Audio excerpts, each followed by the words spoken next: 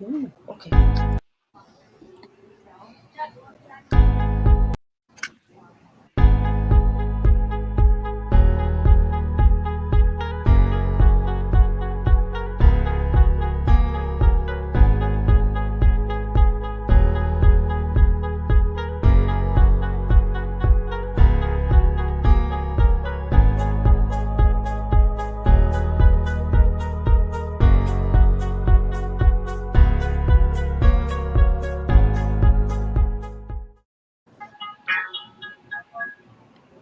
Hi, everyone. Welcome to LinkedIn Live. This is my show. My name is Kemi Otaru. And today I've got a room full of amazing marketers. And this is a special edition. We're marking Black History Month. And I've got some pals with me. Some of them I met many years ago. Some of them I got to know recently. So I'm going to give them all a chance to introduce themselves, tell us their kind of background and what their specialism in marketing. And then we will get into some interesting global marketing trends. So I'm going to go over to Kemi first to introduce herself and tell us a little bit about what she does in marketing. Hi guys. So I worked many years in advertising as a creative and a copywriter, which is how I got into marketing. But I came from law, but I found telling stories more interesting and more lucrative. And I did that for many years in Lagos, Nigeria, which was amazing. But then one challenge that I think a lot of creatives come up against is when clients say that they don't understand business, which looking back now, it's true. We do not understand business. So I went to get an MBA and realized, yes, I really do not know business. Um, and so now I help clients with branding and communications. And I'm moving more into design thinking, but I'm bringing all that experience in to my new role in design. So that's me. Fantastic. You've touched on a really interesting topic that we might come back to, and that's really the relationship between marketing and business as a whole. Because that is a criticism that comes up quite a bit, that marketers are maybe just focused on creating beautiful designs and don't really understand the business Mm, goals, business models, yeah. and what the clients are really looking for, and Yeah. whether, yeah, we can talk about whether that's really important and how people can get some more experience. So thank you, Kemi. Yeah. No Hi, worries. Venga. Hi, yeah, Kemi. How you doing? I'm good. Good. Yeah, so my name is Gbenga Omodu. I am a marketing professional. I studied chemical engineering, interestingly, just like Oh, you, wow. Kemi, right? But all along, I used to be more like an all-round student in the in secondary school.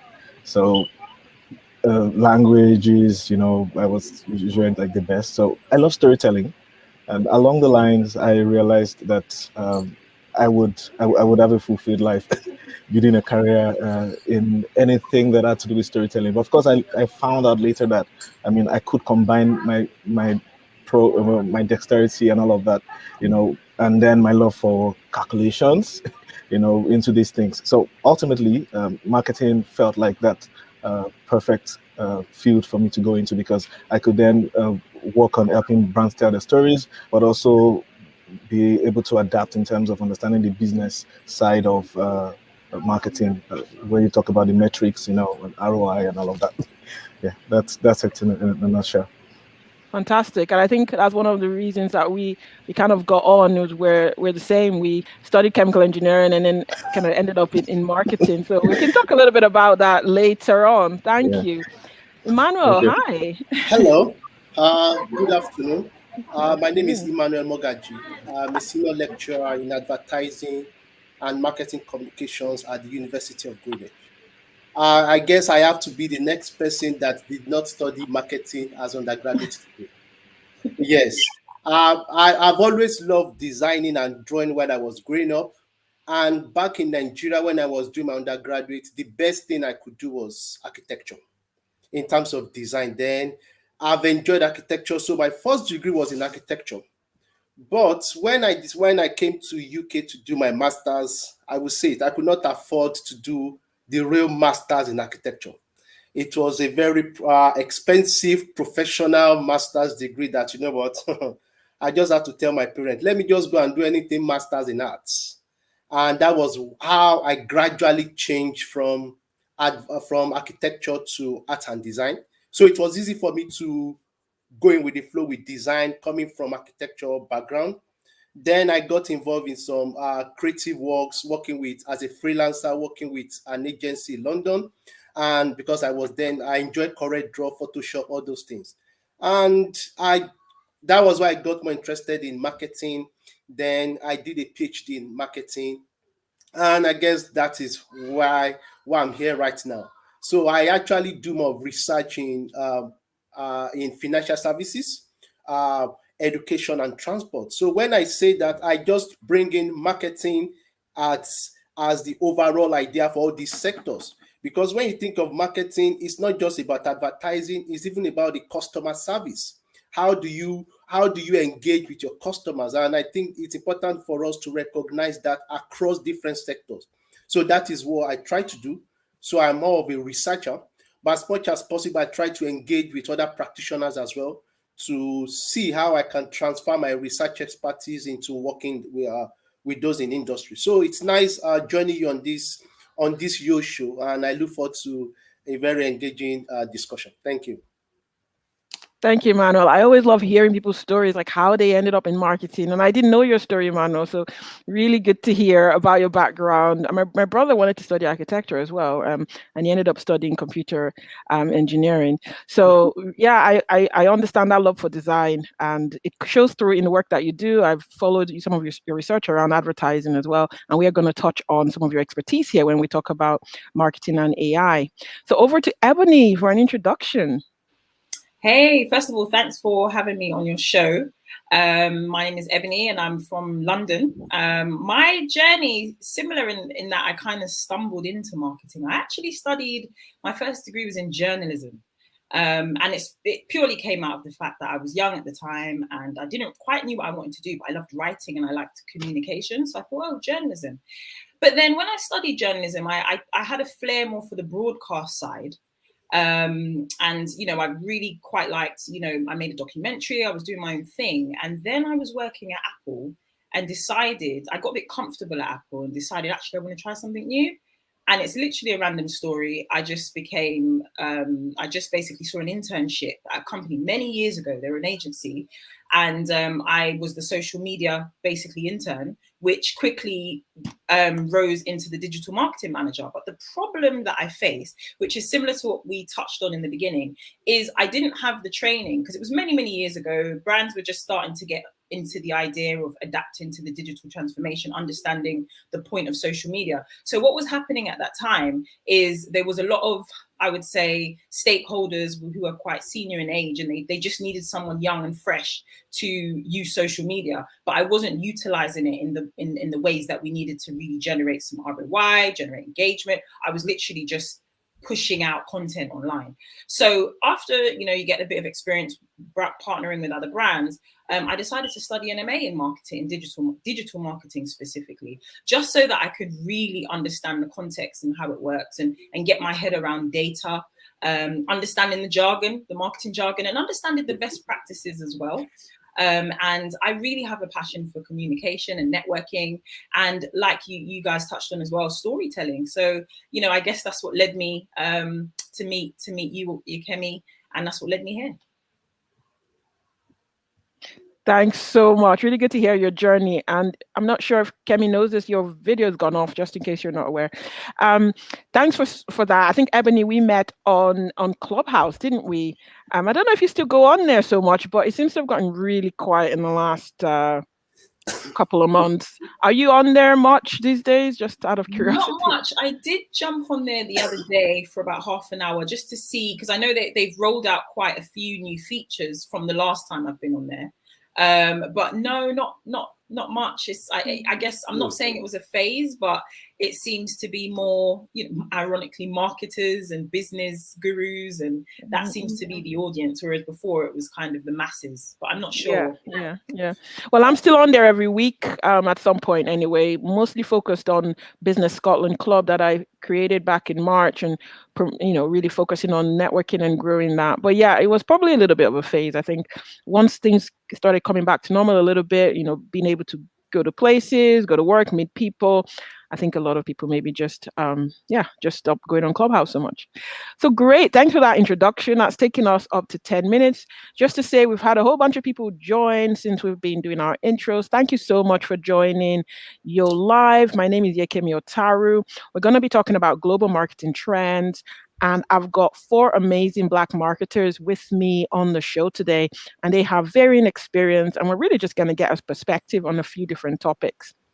We've been talking a lot about career, actually, and how each of us ended up in the marketing roles that we're doing. I didn't actually give a bit of a background for myself, but I started as a chemical engineer, and then I got a master's degree in petroleum engineering, and I did work as an engineer for around about 7 years. And then I landed in marketing. So I've been in marketing for about 11 years. I think one of the main reasons I left engineering was really the lack of role models and the fact that I'm quite impatient as well. I just couldn't see the roles that I was going to grow into. I couldn't see people like me doing the things that I was doing. And I think naturally I was slightly more extroverted than the typical marketer. And sorry, marketers out there who are listening to me. I know you're lovely people, but you don't really like talking to people so much. Generally, you like to focus on what you're doing. And I was interested in more commercial questions. Why are we targeting that marketplace? How do we know what the next technology is going to be? How do we know that's the right technology to focus on? What's the market size? That kind of thing. Those were the questions that I guess I became interested in. And a little bit like Kemi, I went off and did an MBA, and that really just crystallized my thoughts around where next I was going to go. For anyone confused, maybe thinking there are 2 Kemis on the show, there are 2 Kemis on the show. I'm Kemi, and we've got Kemi. Her full name is Kemi, by the way. It's quite a popular name in Nigeria, where we're all from, actually. Oh, I don't know, Oh, Ebony, are you make it Nigerian? fuller. Oluwakemi. Kemi. Oluwakemi Sola. Just to confuse Well, everyone. my parents left that part out. Sorry, Ebony, I was asking, are you originally from Nigeria? Probably originally, but I'm actually Go way back. Yeah, but I'm actually from my grandparents are from Jamaica. Oh, great. To drop that in there. But yeah, my grandparents are from Jamaica. And yeah. Awesome. So yeah, I'm looking forward to a great conversation. I think the first one we're going to touch on is cookieless world. So people who are watching a few years ago, you may have noticed this annoying thing about, well, maybe not annoying to you, but you have to accept cookies or reject them when you go onto websites and things. Even recently, that whole idea of permission-based marketing has become, really the norm. If you use iPhone, you'll know that even on the iPhone, it will ask you to allow apps to track you or not to track you. And to be honest, I didn't even realize we were getting tracked on apps until I was asked if I wanted to allow them to track. So it just shows you the example of what's really going on. And so businesses that have been relying on this third-party data, third-party cookies to to allow them get that data that they want from prospects and customers, have to look at other strategies. And there was a really great report recently, which I'll put in the chat in a minute, that shows some of the things that high growth brands are doing, going from third party data to creating their own almost like first party data, and looking at different strategies of how to overcome the fact that you can't just follow people around anymore. They have to give you permission to follow them, and they will tell you exactly what they want you to know about them. So I know that this is an area that Ebony in particular is quite passionate about. So I will go to Ebony first. Some of your thoughts around what is happening right now around cookies, and what can brands be doing? What should they be looking out for? Ebony. Cool. Yeah, it's definitely a subject which I've been kind of flying around, especially as a marketer. Because I in the beginning, I panicked. I think about last 2020, beginning of 2020, I think Apple got rid of they got rid of a feature whereby I think your ID, they couldn't, they got rid of that, so you couldn't track as much what was going on. So I thought, oh my gosh, what is going to happen? Then I was running a campaign, slightly different but similar. I was running a campaign for a client in America. They had a movie that was coming out. It was a political movie, and then there was issues around advertising on Facebook, because Facebook became a lot more stringent with their ad policy as well. And you had to basically, in order for us to push forward the ad campaign, I had to get her to identify herself, and it just became this like really long admin process of identification, because in order to push forward politics, and I just started to see how potentially marketers can run into a lot of problems when it comes to things like data, using data to generate ads and all that kind of area. So I started to stumble across loads of articles, and the report that you sent across as well was really interesting about what are the alternatives, what could we as marketers really do. And I guess, yes, I understand that partnerships will become a lot more popular. So partnering with other brands and using their first party data, and also aggregating data as well. So it may not be as individualistic. So we're not looking at the user per se and following their behaviors, but looking at the generic overall data and seeing what might work where. Programmatic advertising as well, we could still be used using software. So I feel like we will, as marketers, just adapt to the culture. I also believe that we're living in a time where, people are getting a little bit more savvy, which is a good thing. We're all a bit more savvy. I think before there was a lot of people probably didn't even know that they were being tracked. I think you mentioned that, Kemi, as well, in certain areas. Now they know. So it's kind of a double-edged sword, because now everybody's more in the know, which means it's more open to criticism. But at the same time, if our role is to build relationships, then ultimately we should be building relationships with our customers, with our consumers, or with other brands and businesses, so that people feel a little bit more comfortable and trust us and start to build our own first party data even more so. And then there may be elements of traditional marketing methods which we may have to go back to a little bit in order to do that. So that's kind of where I was going with the meeting customers in a cookieless world. I think earlier, Kemi, you talked about how there are a lot of marketers who like to do their own thing and just get on with the job. Whereas now, living in this world, you can't. You kind of have to go out and speak to people, get their buy-in. Do you know what I mean? And just get them to kind of, demand generation a little bit more, so that you're actually reaching to their interests and understanding those audiences. And as I said, partnering with other companies. So it's a emergence of like a second party data sort of thing. So that's my take on it. But yeah, that's my take on Awesome. the Thank you, Ebony. Some really good points there. I think just going out and speaking to people now, and some of the things that people are looking at is the fact that we have to develop these relationships and actually put a face to our brand, where before we could really hide behind these cookies and collect information. And there's also the idea of offering value. So the more value you offer, you almost get rewarded with piecing together the different pieces of data around the person. So initially, that, maybe they're male and that they work in a certain industry. And then as you start offering value, you might then know, what salary band they might be at, or as time goes on, what their interests are, that they like, hockey, or, as you offer value, you almost like get rewarded with getting more and more data to piece together what really starts out as a jigsaw puzzle, or you don't really know. I just wonder if anyone else wants to comment on that. Kemi, do you have a view around how marketers might be, how they can overcome this cookieless world? What other things should they be maybe looking at or considering around it, Kemi? I think Ebony has said a lot of the overview, but it's really about value exchange. It might not even be a relationship, but I will give you my information if I'm going to get something, in return that is useful for me.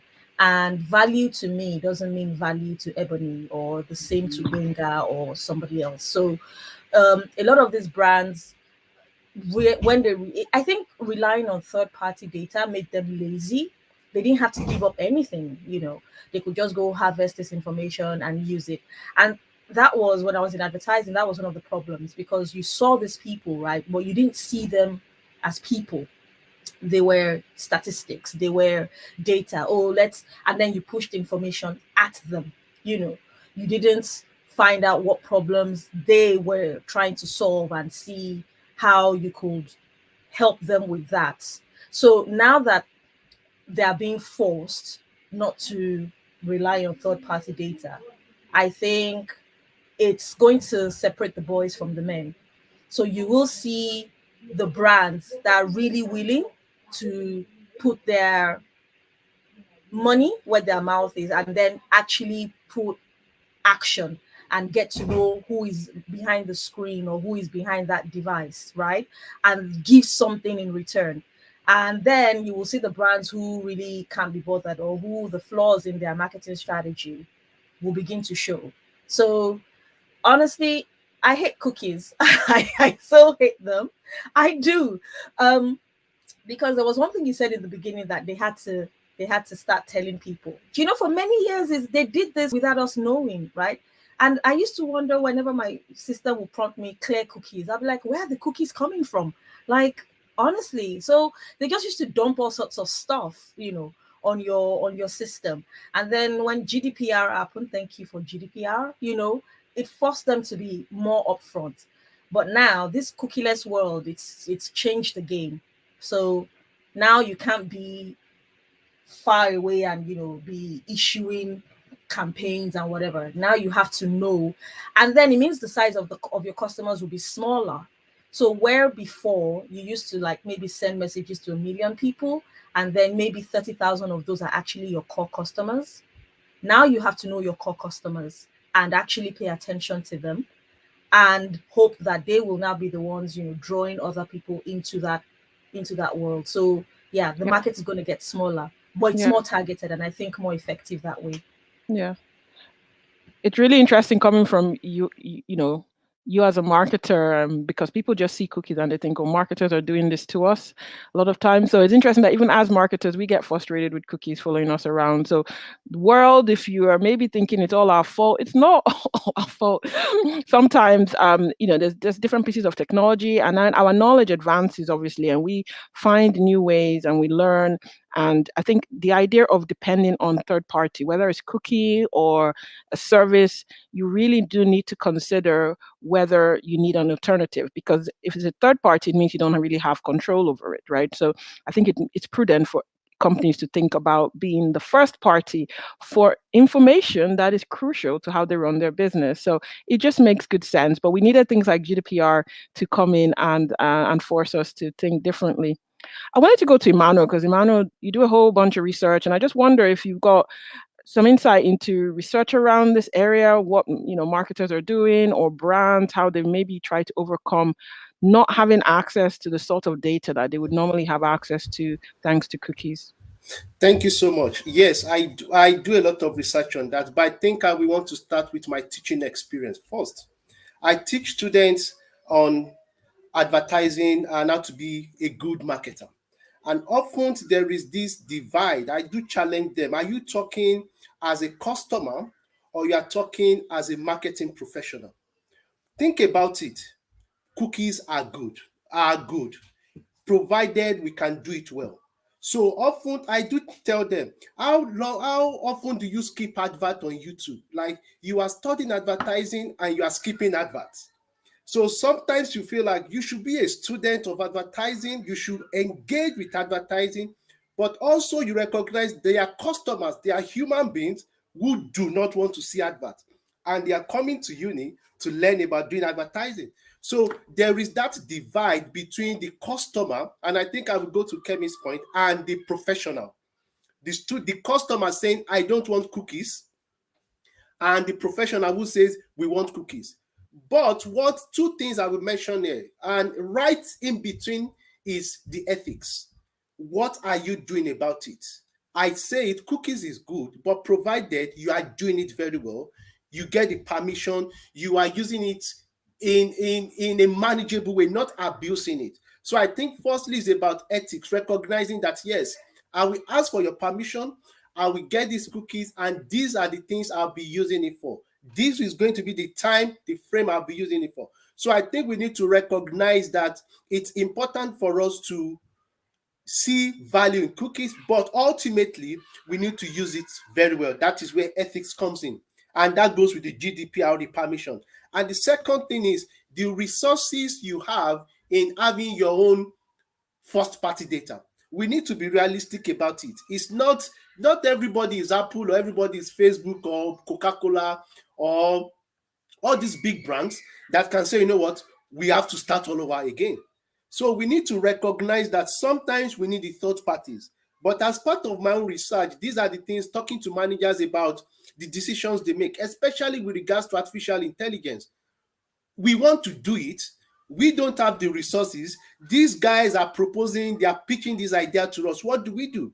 So you have that dilemma between, okay, let's do it for business sake or let's do it for goodness sake. Like, you know what? We have to do what is right. So not everybody can afford their own first party data, yes. But if you are going for a third party, you need to be very mindful about who you are working with. You need to be mindful about the working relationship and the expectations. Don't be surprised. They might be pitching to you something that is not bad, but it's not ethical. So again, you want to recognize what is going on and trying to make sure whoever you're working with, they recognize your own stance, your own brand position. Like, yes, we want to do right in this company. We don't just want to do it for marketing sake or to bring crowd. We want to do it right. So whoever we are working with will have to respect that. So two things, the ethics in doing it right, if you have to do it, and also selecting the third party that will make sure you are giving the right product or the right service. I have a question for Emmanuel, if I'm a, so yeah, you're right that not many companies are Apple and all that, but if you're in business, you have customers, right? So they Yes, may not have the resources to build a vast library of first party information, but they can start from somewhere. I think yes, that comes with the whole, your target will be smaller than if you were just sending out messages to the whole world. But every yes. business can start with the customers that they already do have, can they not? They can. They can. But also, that's what I'm saying. We need to recognize that it depends on what you really want. What can you really manage? So, for example, somebody will say, oh, let me talk about AI and chatbot. Like, yes, I want a chatbot. You can simply start with WhatsApp. That's something you can control and have it on your own website, just some codes and you have it on your website. But you might decide to actually go for the real deep learning machine whereby you can give all the questions and you don't need to be there. So those are two extreme. What can you practically do as a small business? Then if you think, actually, I think the amount of time I'm spending on WhatsApp is too much, I want to automate this process, I need to get somebody on board, a company to help me to do that, then you can go to the extreme end. But I think we need to recognize that as brands or businesses, you want to start with what you can manage. Also, money is important. If it's your own little way of collecting those data, that's fine. But as your business grow, you recognize that this is not something you might not even have the resources to do. You might not have the people to help you do this very well. You might want to outsource it. So while you are still managing it on your own, thinking about outsourcing, you want to be mindful of who you are working with, be mindful of what they are promising you. I hope I answered your question. Thanks for that, Emmanuel. Thanks for the great follow-up question, Kemi. Um, Bing, I know you're based in Canada, and I know we've mentioned GDPR a lot here. I don't actually know what you've got in place in Canada. You may be well ahead of the game when it comes to cookies and so on. Could you give us a bit of a perspective of, as a, as a marketer in a corporation, how do you deal with cookies? What are some of the ideas and advice you might have? Oh, great. Yeah, thank you, Kemi. It's been an amazing conversation so far. Thanks, everyone, for all that you shared so far. So for me, I'd say, yes, I mean, it's an advanced market. So, and where you have like a huge percentage of people who actually are literate, you have internet, penetration of more than 98%. Definitely, you expect that a lot of, I mean, people are aware of the rules. And one example I'll give is as soon as I relocated at the end of last year, I realized that a lot of brands here, small businesses, big businesses, when you go onto their site, you realize interestingly how many of those platforms are actually gated. Like once you get on, you can see that it's more like you're entering into. So it felt like a digital experience of you going to a store and then they're asking for your name first before you go in. So you realize as you're getting on the site, you're providing your first name, last name, email address. So that way, your data is collected with your permission because you are interested. Of course, what I see about that is that uh, because there's that awareness, there's GDPR compliance. You see that people actually try to Kemi's points as well. I mean, you have more of qualified leads, so to say. So you are not just throwing something into the ocean. You start from where you are, in a sense. If you're going if you're going to business, you're serious about going to business. You count the cost, and then you try to get customer what's called data the right way. So that's a trend I've seen here, and which has worked, because I mean, it's not a place where you can just, I mean, pick pick people's email addresses, get one Excel file and just upload CSV and all of that. No, um, I mean, so that's something I've observed here. So you try to do marketing the right way. You treat people when they come to your website. There are ways you kind of take them through that digital journey. I actually felt like I was on a digital, like at a store, and they were asking me different questions. Then based on what information I give, then I get more responses, and then the brand follows me through that journey. So you can start with a small, and of course, for this to happen, definitely we have to recognize that we have infrastructure needs to be there as well. So I mean, when you have 5G, 4G in most places, then you expect that certain things are there. And then in terms of pricing as well. So definitely it's a different market to a large extent compared to I mean, the Nigerian market where I grew up mostly. So for me, in summary, I mean, that's it. It's a more advanced market. There's a lot more awareness. There's a lot more, I mean, regulation, and then there's a lot more compliance as well. I mean, which is the right thing to do. So if you, I mean, and then I see that there's a lot of adoption of digital marketing.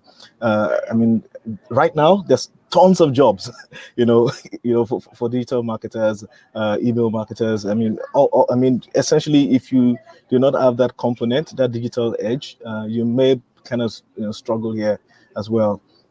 So those are some of the key things I've observed in this market. A question for Gbenga, please. Yes. What would you say to a business who do not have that kind of luxury to wait for customers to give their email address before they come into the websites? Because I think you need to recognize that sometimes, even if you're asking me for my email, like, are you the only one? Like, come on, get out of here. Let me go to another website. So how would you, I think it's all we need to recognize that sometimes it could be maybe the country, the customer you are expecting, but I will also think it might depend on the brand. What Yep. are you selling? So Yes. you might want to have a gate. It's just like having a party. Would you want to make it open because even if it's open, people will come in. Yeah. So how would you manage that? Talking to a business owner saying, you know what, I sell this product. Should I have that kind of gate to allow people give me the information? Okay, so it's not for all brands, but that's something I observed for brands like, say, fashion brands, especially. I think my thought around that was that perhaps some of them, I mean, in some industries like that where design is key, there's some levels of details they don't want to give out to you yet until you show some interest. So it's more like filtering, through that funnel. Really, yes, you're aware, but are you now interested? Do you want to go into that decision mode? So it's more like it's phased out. So in some sense, in some ways, they just want to be able to get back to you, just in case, for example, you're not able to go through the entire website. But not all brands, actually. It depends on industries. But I know, for example, fashion brands, I've seen that happen. They just want to show interest and see, okay, what are you looking out for? If you want more details, then they take you inside into the store, kind of. So that's the experience. But it's definitely not applicable to all brands. As you Thank were you. describing it, thank you and for the great follow-up question, Emmanuel, and thanks, Binga. As you were describing that digital experience, I was just like, that feels amazing. Like going somewhere and just kind of, at the door, well, what's your name? Okay, go to this side. Okay, and then you just feel ushered through. I think, as you probably all agree, that would really reduce the number of leads that you get into your business. A little bit to Emmanuel's point, Yeah. that only a percentage of people will go through that. Yeah. But at the same time, you are having a higher level of conversion. And I think Yes. that's what people need to Thank you. understand is just, 100 leads is great, but if you only convert 1% of that, that's 10, sorry, what am I saying? That's one, if you only convert, 10% of, say, 100, then you've got 10 leads. But if you've got, say, 50 leads and half of those actually convert, then that's 25. So it takes a lot of courage. And again, going back to a couple of comments from Kemi and Emmanuel, if you're quite a new business and a small business, it can feel quite scary to almost exclude people in that way. So really, even though it's the right thing to do, no argument, from a marketing perspective, you want high quality leads. I mean, you want people that there's a high chance of them actually buying from you. But at the same time, there's a fear of, oh, what if there's some people that could have been our customer, but because they didn't want to give us their email address, they haven't stayed on, they've left, and so on. And as a small business owner myself, that's something I kind of go through. I think it's really a balance and understanding throughout the journey of a business what is right for each business. But I think the ultimate aspiration is, actually being that niche that you are confident that the people that will come and give you their email address are the people that you want to do business with, and you're not worried about the people that said, actually, you know what, I'll go elsewhere because I don't want to be bothered to give my email address. I don't know if anyone has a comment. Kemi, you came I off mute. I can like honestly give the way I think about the digital world is there's been a lot of talk about making the transition from offline to online seamless. So when somebody engages with your brand, they shouldn't feel like the experience offline is different from the experience online. And as you were talking, I just thought of two very well-known brands, right? Amazon and Tesco. So Tesco came up. I was doing a project for school end of last year, and we were supposed to be looking at shopping journeys for older customers.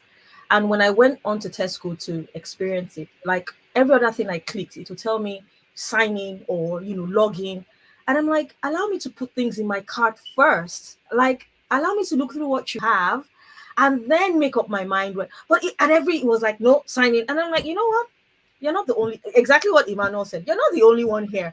And this was for research purposes, right? So Yeah, imagine somebody who is not even well versed with digital media and trying to shop, where yeah, ordinarily I go into your shop. You don't ask me to show you my badge or my ID when I go into your high street store. I put yeah, things in my cart.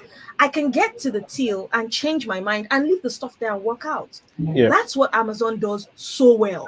yeah, Amazon doesn't, and one of the reasons why I overshop, to be fair, on Amazon, they do not disturb you. I can have an item in my cart for 3 months. They don't say, "Oh, look, you left things in your cart." They're like, you know what? You put it in your cart, you deal with it. And then when I do have to check out, I buy more than I wanted to buy. Like, and if Amazon had an a high street store, I would expect the same experience. But when you start putting all these gates and saying it's either people give you the information or go elsewhere, people will go elsewhere.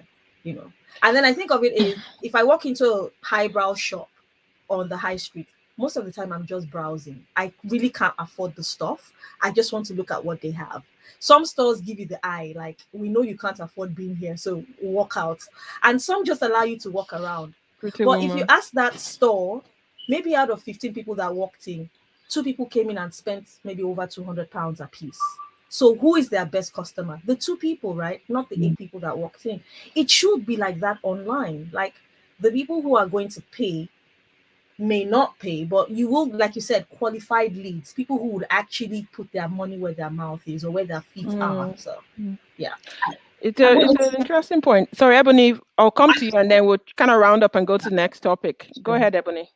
I'll be really quick. Now, I was just gonna add to that point because I find publications do that really well, and online blogs and social media, kind of, what would you call them? Like gossip blogs, do that quite well. So what they do is they give a snippet of value, high value, and then leave you with a FOMO feeling. So then you would have to enter your details in order to gain more access to that information. So I feel like that's a strong workaround. I myself, looking at myself as a customer rather than a marketer, I fall into that trap as well, because it's that idea of you're going to miss out on what's the next information that's going to happen. But yes, I also agree, but you thinking about the psychology of users as well. So for example, if it is that gated when you land on a website, you have to understand that they may not be ready right now to convert or to add enter that information.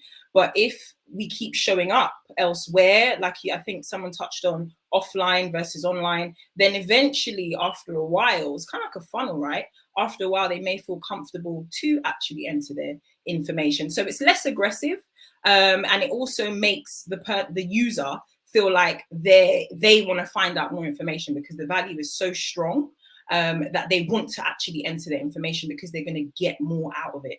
So that's my 2 cents.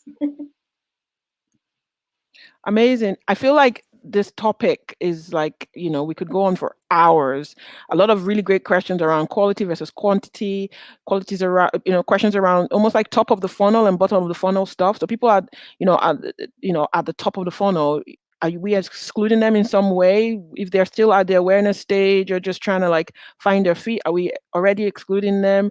Or are we just getting too many leads that are not qualified enough and wasting our time? I mean, it's almost like this, Jekyll and Hyde type thing that's going on when it comes to gated content, cookies, and so on. So really good conversation. And we might be back for another live that focuses specifically on this. I wanted to quickly touch on AI in marketing. And I was going to first show kind of a funny article, which I think it was Emmanuel that shared it on Twitter. I'll just make sure my screen actually works to kind of set the scene. If anyone's watching now or later and you've got questions or comments, do feel free to write them in the comment section and then we'll get to them. I'm trying to see if my screen is going to share. Is it sharing? Nope, doesn't work. Okay, I'm going to put the link in the chat. See, I completely had my computer re-imaged from start. And some stuff are just not working properly yet. So I've put an article in the chart and I'll give you quickly what it was about. So there's a couple somewhere in England, they got a ticket for being in the bus lane, and they weren't in that part of of town or of that part of England during the time that the ticket said that they were, because you get a letter and so on. And it turns out when they look closely at it, what had happened was there was a lady walking in the bus lane. When they look close, because you get a picture, they have a picture of like your car on the bus lane or whatever. It was actually a lady walking on the bus lane with a sweater that said knitter, and the number plate of this couple's car is KN19 TER. Okay, so this lady had been walking and her t-shirt said knitter, or her jumper said knitter. And I don't know, the system, I guess, just quickly roamed around for a number plate that was similar to that. It landed, it was that couple's car, and they got this ticket, 90 pounds fine, right? That is AI for you. It was actually quite hilarious, and when Emmanuel shared it. But it's just to give you, a bit of an example of how it could go wrong. But at the same time, AI can be very good. And so I wanted us to have a discussion over the next sort of 10 minutes around the use of AI in marketing, how it's maybe used in the West, and maybe any opportunities we see in emerging markets for AI. And for this one, I'll go to Emmanuel first.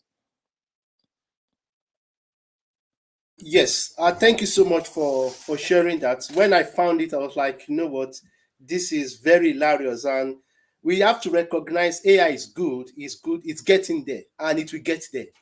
I guess that is also the fair. Like, will the machine take your job? But I think following on my own research, talking to managers, I have a paper coming up. Hopefully, it gets accepted around the manager's perception of AI. And it's surprising. So this is marketing managers. And it's surprising to see that many people don't even know what AI really is. And I think it's so big, it's like a buzzword. Everybody just think we know what it is. And I think there is a difference between the marketing manager and, let's say, the IT manager who actually operates, develops, and conceptualize those algorithms and what is in it, than you just say, oh, Emmanuel, use this. So I think we need to recognize that, yes, AI is good, but there are still some inherent challenges, especially with regards to our own understanding of it. as business owners, how does this thing really work? How can it enhance my business operation? What do I need? What does this thing really involve? Because we also need to recognize the amount of resources, data that is needed in developing this thing. So in marketing, I think it's got prospects. So my focus is actually AI in marketing financial services. And I've seen it in terms of credit decision, fraud detection. So it's doing a very good job. But there are also some dark side that we need to identify. So one of my research was on using AI for vulnerable customers. So trying to look at how payday loans get information of customers and they share it within themselves and they keep targeting these guys again with payday loan advert. So it's like, you know what, we know you owe £2 from here, but get £3 from us to pay your £2, then we still owe you. So again, you think about the vulnerability, and that's why I was talking about the third party that is involved in doing this. Often, the business just say, there is this AI thing going on. We also want to use it in our business. What can you do for us? Okay. The developer will say, okay, these are the things we can do for you. You just start using it. You don't know the algorithms and everything that has been embedded into that design. So my main point is actually around managers or business owners understanding of what AI is, and also trying to see how it can really be used for their business, because it's important for us to know what it is. And when you're having that conversation with developers or fintech people, you know what to tell them, you know how to engage in that kind of conversation. I think my concern with AI is that it's the next buzzword, it's the next frontier. And like you said, a lot of brands just jump on it. Um, a few years back, we had the whole conversation about brands and ethics, where, and I think Dove kicked it off with beauty, real beauty and stuff. Like, should brands be showing you something that is unattainable, a girl that doesn't exist, and every other girl wants to be like that? I've fallen for that, thinking my shape has to be eight because all the girls I see on TV, their shapes are eight.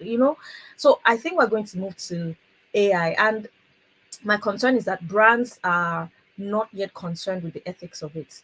So, doing some of my research in school, I came across how even AI can be infected with bias because a human being has to program it, right? And a lot of brands are just going to jump on the fact that AI can, streamline a lot of their operations, but they're not going to be worried about the ethics of it. And by the time we all get on the bandwagon and understand what's going on, some irreparable damage may have been done.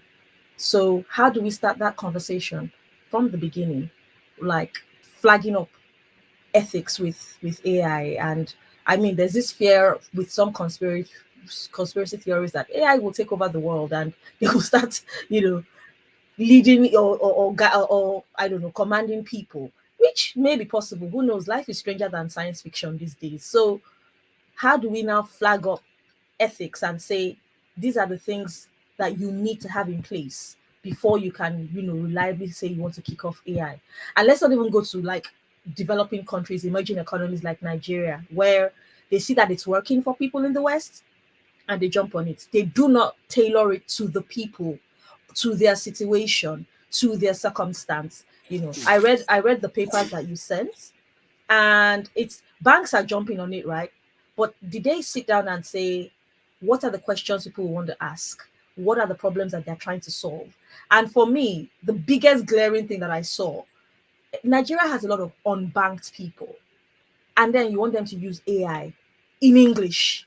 Um, like, these people don't even want to walk into regular banks, and then you are doing AI with people that they can't see. In Nigeria, will not even, some people don't even use ATMs. That's how big their fear is. And yet you say AI is the way forward. How do we start those conversations with ethics and stuff?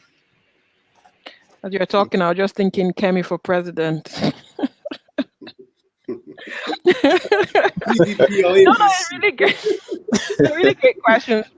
I think with everything, AI included, really understanding your target market, what is going to work with the sort of person you're trying to engage is highly important. The same way when people take a practice in one industry and try to put it in another industry without understanding that, okay, is it still B2B or are we now talking B2C? Are we talking about a risk adverse customer or a customer that is quite visionary, that would try new things?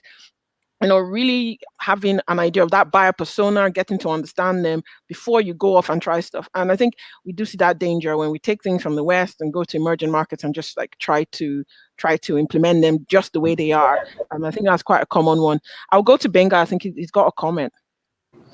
All right, so I think if we'll probably just summarize some of the things you've mentioned. So I think definitely it's important that marketing remains human, no matter the level of sophistication technology we bring into it.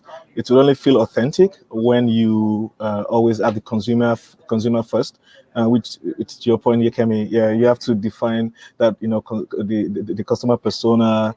Think about their journey. What really do they want, and then you tailor. I mean, back to Kemi as well. You tailor to that context so that it feels real. It doesn't feel intrusive.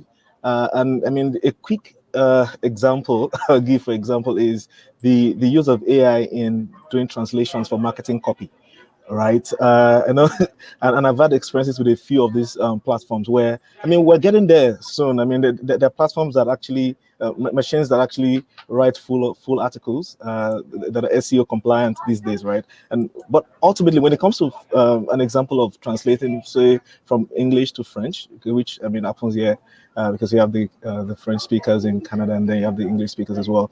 You realize that as much as you want to use AI to translate, oftentimes when it comes to that those human elements and nuances in language, you still need the human translator to actually still look through and look out for the nuances and ensure that it feels real. As much as you're trying to save time, optimize for cost and all of that, you still need to make sure you balance out and you think about the consumer and what's going to them. So AI is here to stay, is in the future for some markets that are not really that are not caught on yet. But we just have to, like Kemi said, ensure that we understand the context, we understand the customer, and tailor things right. And of course, ethics very big. We have to be sure that it's not intrusive. Which also brings up the point of cybersecurity and the need for policy and governance in this space. I think that beyond all that we may say, there's a space for people in policy formulation and even regulation as well. That's a field on its own that we need to actually grow, especially for emerging markets as well.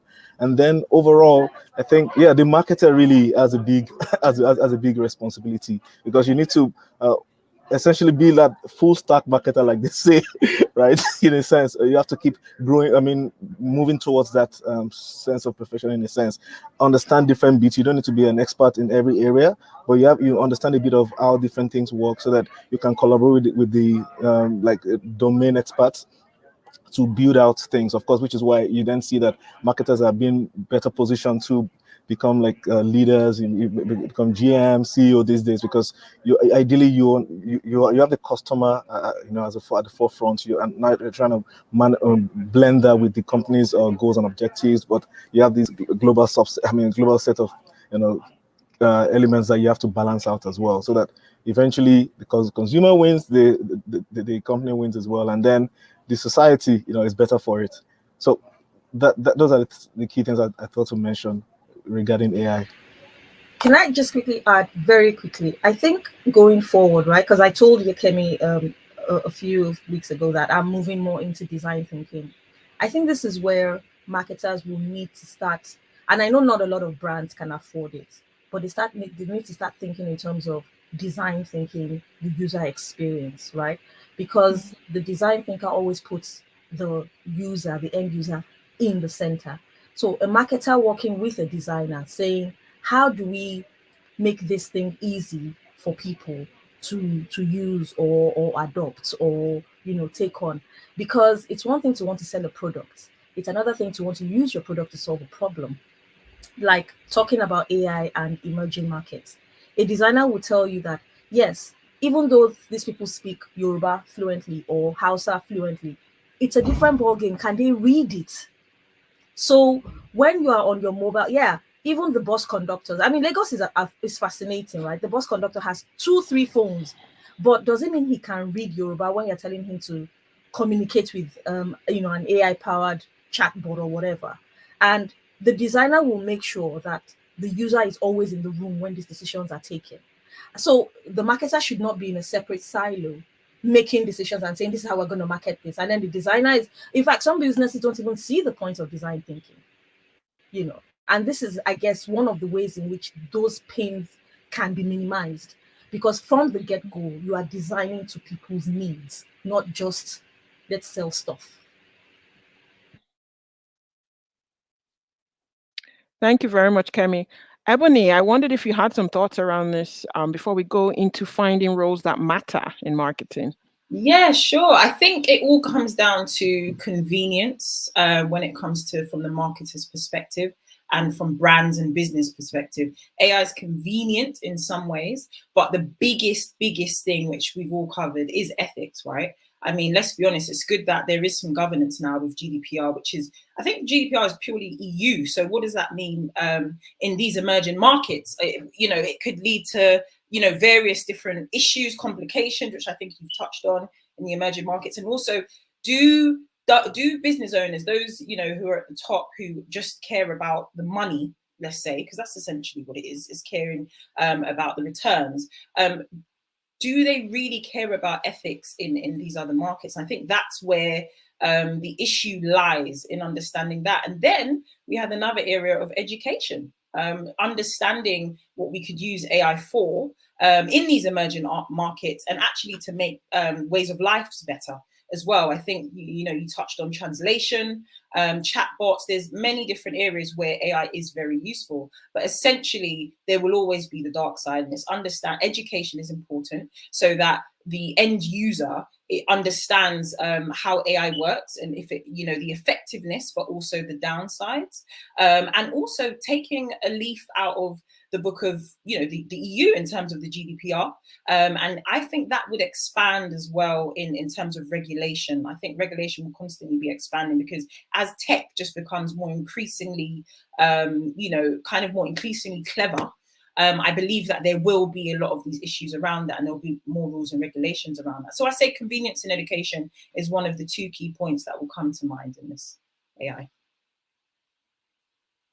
I totally agree. And I think it was Gbenga that touched on it, that I think we definitely need policy and regulation just to guide what we're doing around this area, because just another area that without the right governance in place, it can end up, anything that can be done for good can also be done for evil if you don't have the right governance and structure around it. So really good conversation. Thank you. I wanted to move into just marketing in general. I don't know if any of you've had this experience, but when I moved from engineering into marketing, I had a hard time explaining what I actually do to people for a couple of reasons. The first one was, when people hear marketing, there's all sorts of things that come to their mind. Some of them think that you design the T-shirts at the Christmas party, and you organize the balloons. They think that you write brochures. Maybe you design the brochure. They think you're the one that's creating adverts for TV, or then maybe somewhere down the line they think, okay, maybe you do the branding, the logo.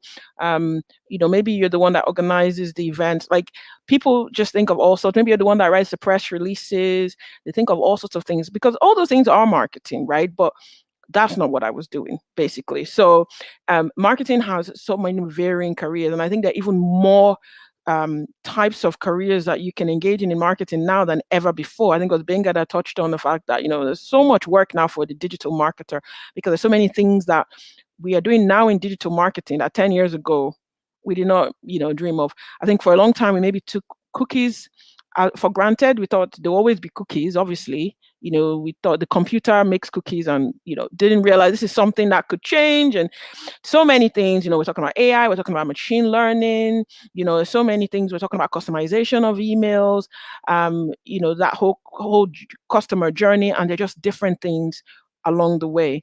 So as we progress in our marketing career, it's not surprising that at different points in time, we might be considering a few different things, like the value of what we're actually doing and the impact of what we're doing. unfortunately, marketers are some of the least trusted profession, actually. Um, next to politicians and so on, because people just feel like you market because you want to get people to buy stuff. So we don't really trust you. And so when people start talking about being authentic and the impact that we're having on society, on the world, it's not unusual for marketers to kind of go, so what I'm doing, am I actually part of the problem or am I solving the problem? And that's one reason why we might be reflecting on our career as marketers.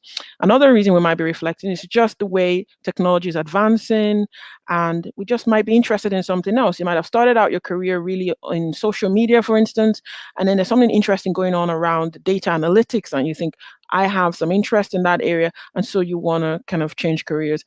And maybe you want to also make sure that you're doing stuff that matters. So I thought we would maybe have a conversation about our careers as marketers, and how do we allow ourselves evolve. I know Kemi G is currently, transitioning from a particular type of marketing around marketing communication, and you've just finished your MA in service design, and you're looking to transition. So maybe we start from you and look at the different roles in marketing, and maybe what's driving some of the change you're looking for, Kemi. Thanks for that. So, many, many years ago now, when I started, when I finished law and I knew that I didn't want to study law, and I was looking for where to fit. I got interviews for marketing, and hands down, all of them were about me having to go out and sell stuff to people. One was banking, another one was a product, and I was like, no, I can't. I can't go around people's offices, begging them to buy stuff. And quite by accident, I fell into advertising, which, of course, at the time I didn't see it as another form of marketing. And advertising was fun. It is fun, right? But just like anything, you sort of see, when you've been in it a long time, you sort of see the not so fun side. And the not so fun side for me was having to sell stuff to people that I didn't think that they needed.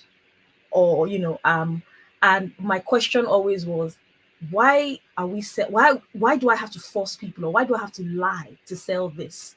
I had clients who, I always use this example, they would bring an ugly baby and they would say, this baby must win peers of the year baby award. So whatever you're going to do, right? If And it was like, I don't believe in this product.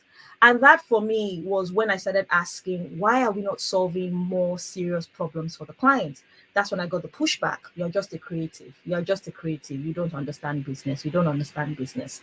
And then I went to do the MBA. And in one of my classes, the tutor, they don't call them lecturers, the professor introduced design thinking. And the light just went on, like, this is what I want to do. I want to know what problems people are facing, and then I develop the solution, because then I don't have to spend so much time begging them to buy it.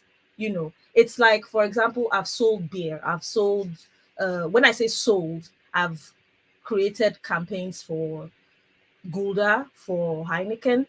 And I look around Nigeria, and first thing I think is, do we really need to be encouraging people to drink more beer? Like, really? With all the problems that we have, right? And it's, I have to satisfy my client, right? And my client wants to sell more. So I have to convince people that, yeah, life may be horrible, but hey, this bottle of beer will make everything seem rosy, if only for a while, right? Life is short. Drink beer, be happy. But was I happy with what I was doing? Not really. So yeah, but the thing with the good thing is that right now consumers are forcing brands to be more ethical. They will not, this generation, I don't know which one is generation Y or Z or XZ anymore, but they are demanding a lot more from brands than we ever did. And I'm talking about my generation. We received, if they told us this dusting powder is fantastic for your baby, we're like, yay, it's fantastic. If you try to sell it to this generation now, they say, where was it made? What's the supply chain journey like? Are you exploiting the community? We never ask those questions. So marketing is becoming more transparent, in some ways more fragmented. Gbenga is doing digital marketing, somebody else is doing social media, somebody else is doing integrated, somebody, there's so many more fragments to it now. So yeah, it will continue to matter. People, I've seen stuff on telly I didn't even know I needed, right? So marketing will always matter, but how we actually do it is going to be so much more. And everybody's now asking themselves, what legacy do I want to leave behind? What I want to look at myself in the mirror and say that what I did with my 40, 50 years on earth mattered. So those personal questions impacting your career, yeah, marketing will always matter, but it's just going to be more. I'm looking We for have, the word. I'll tell you when I find it. It's going to be more. There'll be more soul searching, I guess. yeah, more reflection, More and reflection. asking better Yes. questions. Yeah, Yes. absolutely. Especially with this new consumers. Yeah. Yeah, and I think also as marketers, we're asking ourselves questions that we didn't ask ourselves before. So really Mm. good points. Thank you. Benga, I wonder if you have a view on this, and I've seen a little bit about your marketing career, and correct me if I'm wrong. I think you worked at Samsung at some point. And so have you changed roles in marketing, or have you always done what you're currently doing in marketing?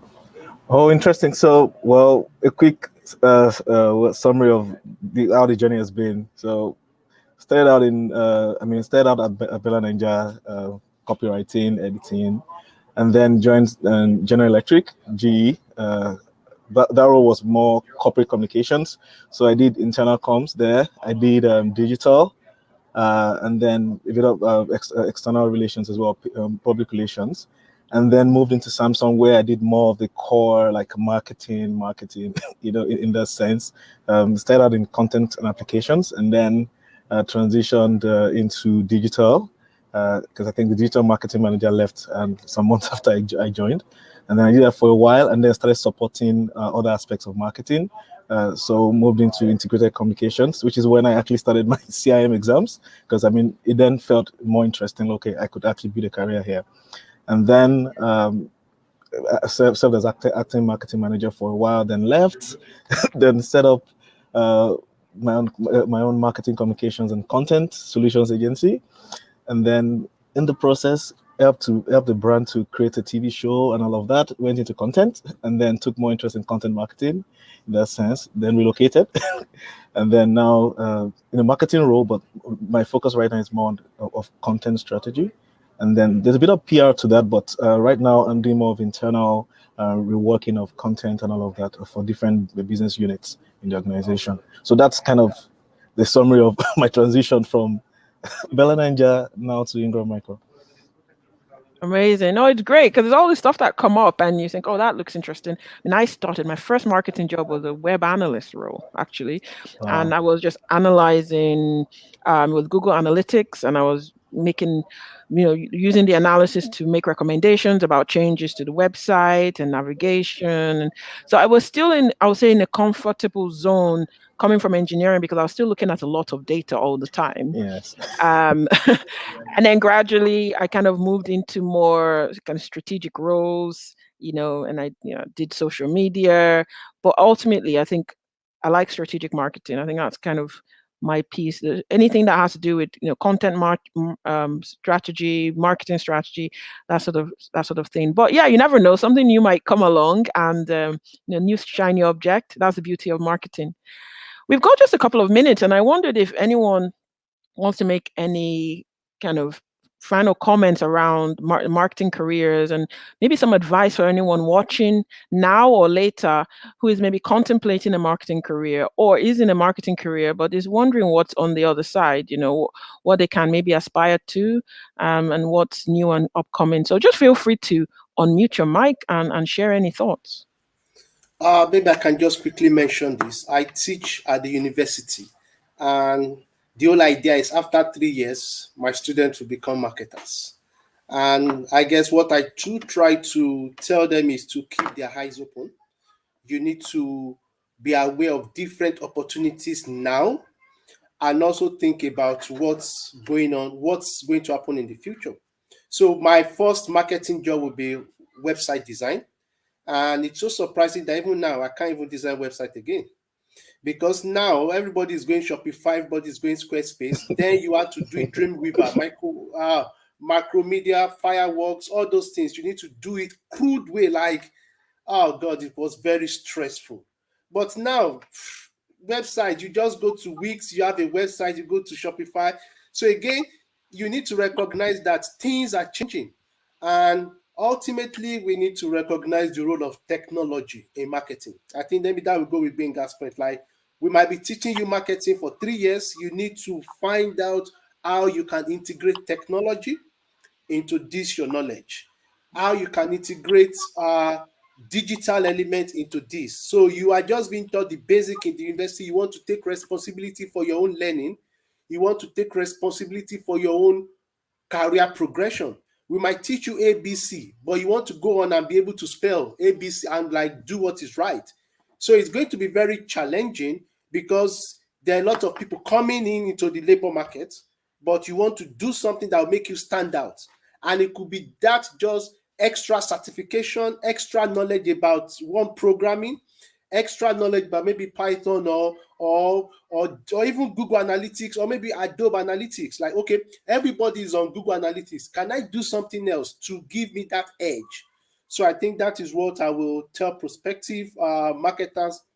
Think ahead, like keep your eyes open, see the trend, see what is going on, and what can you do to improve yourself to enhance your own career.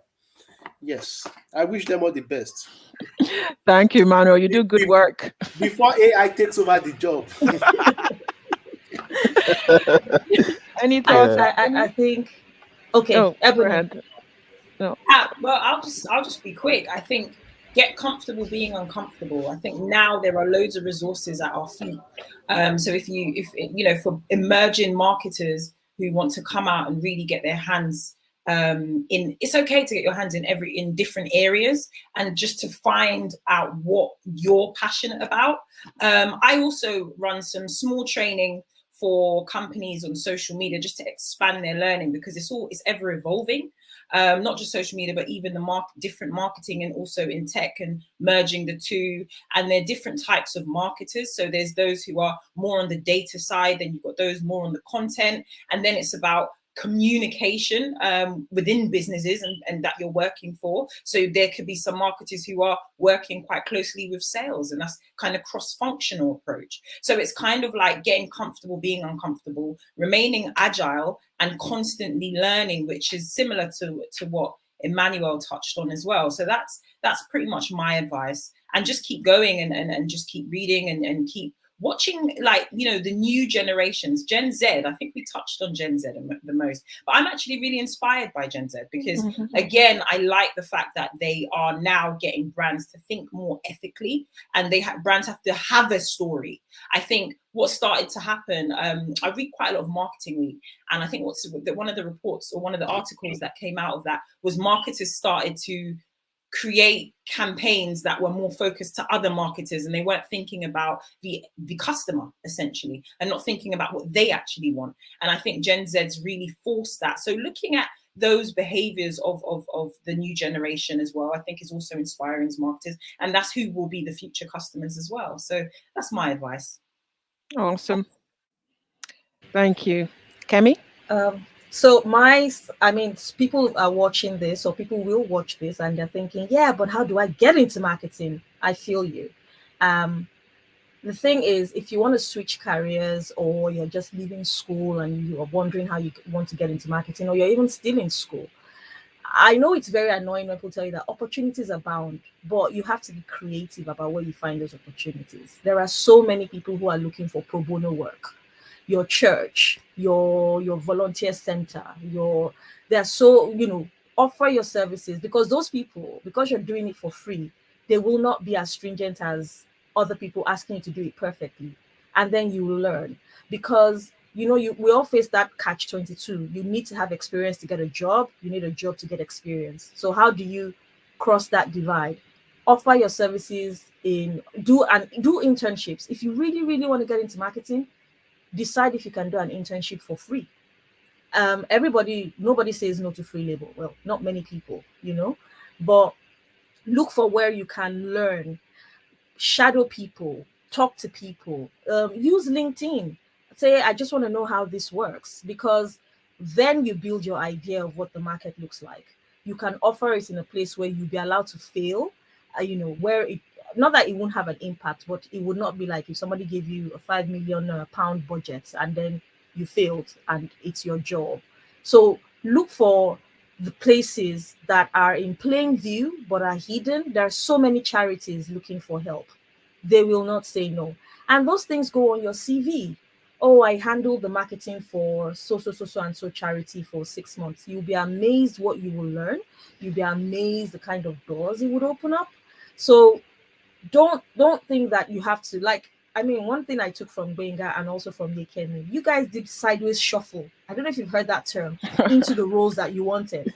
Not Yeah. not many people do that straight dive. Oh, I just left school and I got a job immediately. No, so it's always, oh, I did this and then this opened up and then this opened up and then this opened up. So it's always just following one Yeah. opportunity and then another door opens up. So it might take some time, but yeah, time is what we all have and don't have.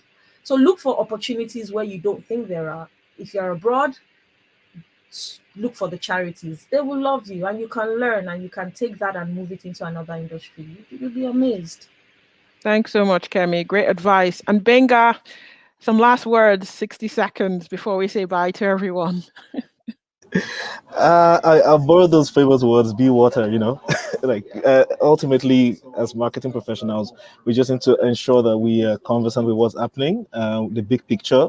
I think back in GE, when there was that term, external focus, right? That was one of those values back then. So one is to keep that external focus, understand the macro indices, and then see how they connect with the micro elements as well, and then be able to adjust as you go, because your purpose can remain the same. And of course, you always focus on the consumer, but the consumer lives in a dynamic world as well. So you want to keep adjusting, understand, as long as the consumer is, satisfied, and that's, profitable way, and it's sustainable, and it makes society better, then you're good, really. So ultimately, be externally focused, understand the trends, and be able to manage that with your own purpose, and always maybe open to learning.